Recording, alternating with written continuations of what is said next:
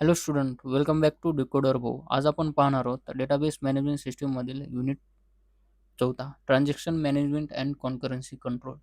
माझं नाव शुभम आहे. मी IT इंजिनियर आहे. सध्या मी सायबर सिक्युरिटीमध्ये जॉब करतोय. चला तर मग बघूया मोस्ट इम्पॉर्टंट क्वेश्चन. जर तुम्ही युनिट 1, 2 आणि 3 चे मोस्ट इम्पॉर्टंट क्वेश्चन बघितलो नसाल तर व्हिडिओची लिंक डिस्क्रिप्शनमध्ये मी दिलो आहे, ते पाहून घ्या. आणि जर तुम्ही चॅनलला सबस्क्राईब केलं नसाल तर सबस्क्राईब करून घ्या आणि व्हॉट्सअप चॅनलला जॉईन करून घ्या. चला तर मग बघूया मोस्ट इम्पॉर्टंट क्वेश्चन कोणचे आहेत या युनिटमध्ये. Explain the concept of transaction, describe acid property of transaction.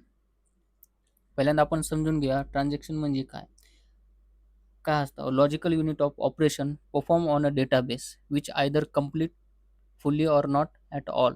म्हणजेच सिम्पल लँग्वेजमध्ये सांगायचं झालं तर डेटाबेसवर केल्या जाणारे जे ऑपरेशनचा एक लॉजिक युनिट असतो, जो एकत्र पूर्ण होतो किंवा अजिबात होत नाही. म्हणजे यामध्ये आपण बघतो आपण यामध्ये आपण एक उदाहरण घेऊया, आपण एक्झाम्पल घेऊया. कोणचं? बँकेमध्ये एक अकाउंट आपण मधून दुसऱ्या अकाउंटमध्ये पैसे आपण ट्रान्सफर करतो. हे एक ट्रान्झॅक्शन झालं. विथड्रॉ आणि डिपॉझिट दोन्ही ऑपरेशन एकाच वेळी होतं. म्हणजेच हे आपण डेटाबेसमध्ये स्टोअर होतं हे आपलं. यामध्ये आपण आन्सर रायटिंग कसं करायचं? पहिल्यांदा आपण काय करायचं? डेफिनेशन लिहायचं. त्यानंतर ॲसिड प्रॉपर्टी एक्सप्लेन करायचं. आन्सर रायटिंगमध्ये आपण पहिल्यांदा डेफिनेशन, त्याच्यानंतर एक्सप्लेन ॲसिड प्रॉपर्टी आणि त्याचं एक एक्झाम्पल द्यायचं. ॲसिड प्रॉपर्टीज कोणच्या आहेत आपल्या? ॲटॉमिसिटी, कन्सिस्टन्सी, आयसोलेशन, ड्युरेबिलिटी. हे आपण ॲसिड प्रॉपर्टी आपण लिहिले पाहिजे. ॲटॉमिसिटी म्हणजे काय असतं? Transaction will either execute completely or not. It won't remains half done. म्हणजेच ट्रान्झॅक्शन पूर्णपणे होईल किंवा अजिबात होणार नाही, मध्येच अर्धवट राहील. हे ॲटॉमिसिटीमध्ये. हे आपण ॲसिड प्रॉपर्टी आपण एक्सप्लेन केलं पाहिजे आन्सर रायटिंग करायचं. जर तुमचं प्रेझेंटेशन आन्सरमध्ये चांगलं असेल तर तुम्हाला चांगले मार्क भेटतील. पुढचं कोणचं आहे आता? What are the possible causes of transaction failure. Explain the significance of ACID property. Transaction failure means काय असतं? A transaction stopping or getting aborted before it completes. म्हणजे काय राहतं? ट्रान्झॅक्शन पूर्ण होण्याच्या आधीच ते थांबतं किंवा अबॉर्ट होतं. कारण काय? Causes of transaction failure. A sudden hardware or software failure leave the transaction incomplete. Hardware किंवा सॉफ्टवेअरमध्ये अचानक आपलं काहीतरी इश्यू आला, बिघाड आला, त्यामुळे ते सिस्टीम क्रॅश होते. त्यामुळे आपल्याला फेल्युअर येतं. ट्रान्झॅक्शन एरर असतं, लोकल एरर येते, कॉन्करन्सी कंट्रोल इन्फोर्समेंट होतं त्यामध्ये. म्हणजे डेडलॉक किंवा कन्फ्लिक्ट टाळण्यासाठी सिस्टीम आणि ट्रान्झॅक्शनला एक रोल बॅक करते ते. याचे कोणचा हप्ता आपला? Explain the significance of ACID property. ACID प्रॉपर्टीजमुळेच आपण ट्रान्झॅक्शन फेल्युअर नंतर सुद्धा आपण डेटाबेस रिलायबल आणि कन्सिस्टंट राहतो. रिकव्हरी आणि कॉन्करन्सी मॅनेज करणं इझी होतं. कशामुळे? ॲसिड प्रॉपर्टीजमुळे. पुढचा क्वेश्चन कोणचा आहे? Explain transaction state with suitable example. यामध्ये काय करायचं? आपण डायग्राम काढायचा आपण आणि त्याची ट्रान्झॅक्शन स्टेट आपण एक्सप्लेन करायचं त्यामध्ये. ते कोणते आहेत? ॲक्टिव्ह स्टेट आहेत, पार्शियल कमिटेड स्टेट आहेत, कमिटेड स्टेट आहेत, फेल स्टेट आहे आणि अबॉर्टेड स्टेट आहेत आणि टर्मिनेटेड स्टेट आहेत. हे आपण हे पूर्ण ट्रान्झॅक्शनच्या स्टेट आपण एक्सप्लेन केले पाहिजे. हे जेवढे स्टेट आहेत आपले ते. पुढचं कोणचा आहे क्वेश्चन आपला? Explain the concept of schedule in DBMS.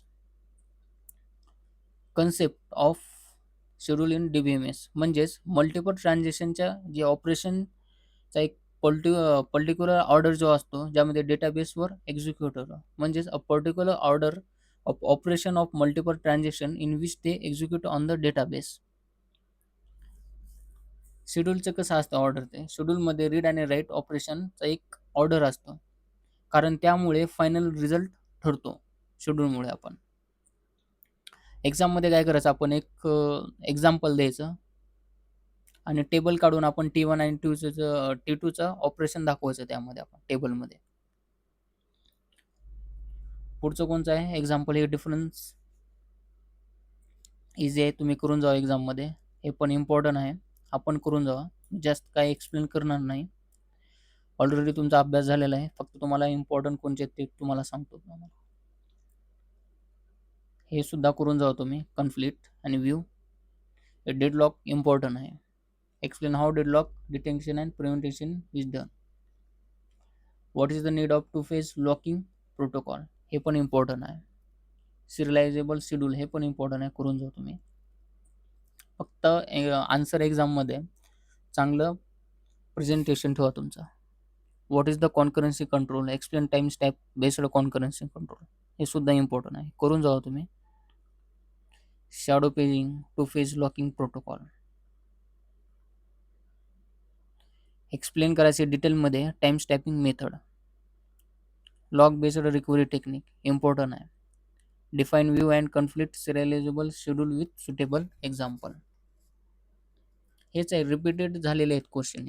याच्या बाहेर कोणतेच क्वेश्चन जाणार नाही, मी सांगतो तुम्हाला.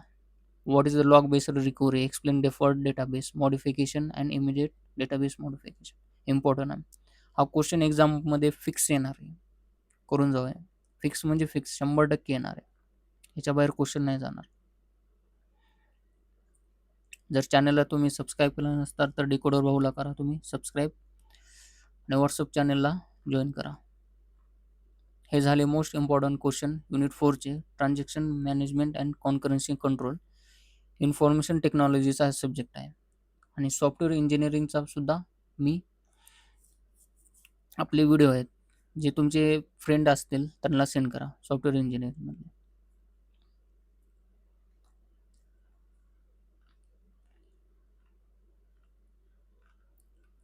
सॉरी, कॉम्प्युटर इंजिनिअरिंगमध्ये.